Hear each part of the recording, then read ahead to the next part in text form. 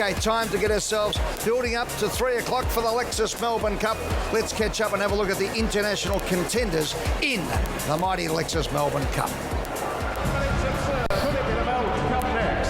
And here's Absurd joining in on the right. He's managed to move through right against the rail here. Danny Tutt overboard Absurd. But it's Absurd. It's an Ebor. It's a county hurdle. It's a Chester Stakes. Could it be the Melbourne Cup next? Well, there's always so much talk about the internationals, and there are plenty back here in Australia eyeing off Melbourne Cup. As you can see there on screen, from Vauban to Absurd, a couple of her fancies. A lot of talk about warp speed on track here today.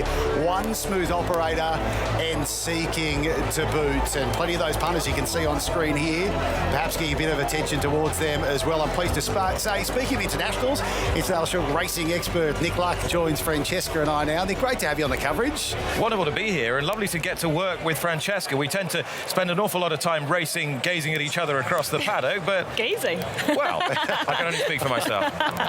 Fresh from the Breeders' Cup, that must have been an amazing experience. How are you feeling? You're right? Amazingly fresh. I'm not quite sure how, but thanks to Fiji Airways for delivering me in timely and healthy fashion.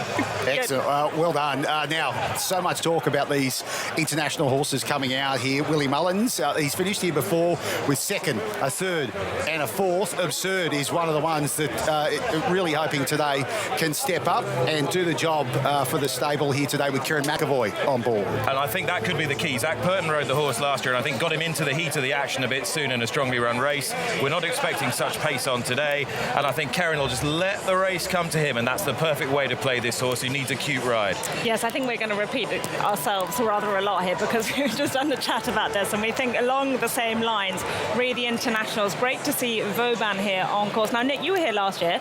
I wasn't. Everyone tells me this horse melted in the mounting yard. How do you think he looks today? He did. I think he looks better. I think he looks stronger. I think he looks more muscular in the right places. He hasn't run up so light, which is to his great credit, because he's actually had more conditioning coming into the race. He's had more racing. So I think Willie Mullins and team are much happier with where they have him today than they did 12 months ago. And they've gone easier on him since he arrived in Melbourne, because they put more racing into him at home. This is actually back in Ireland in the Irish St Ledger, and the key bit to take out of this is the horse that wins the race. Yeah, Kyprios is the best stayer in the world, might be the best stayer we've had for a generation.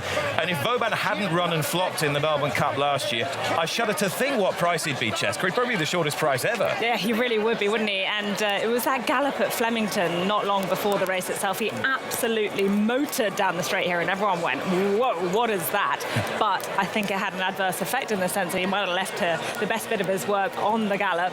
And on the day, he melted, so they've given him a good clip. They've shaved off his winter coat. So all these minor things could make the difference. Didn't Einstein say the definition of insanity was doing the same thing again and expecting a different result? Well, Willie Mullins is not insane. We've seen that many times in his career, so you've got to take it on trust. They know what they're doing.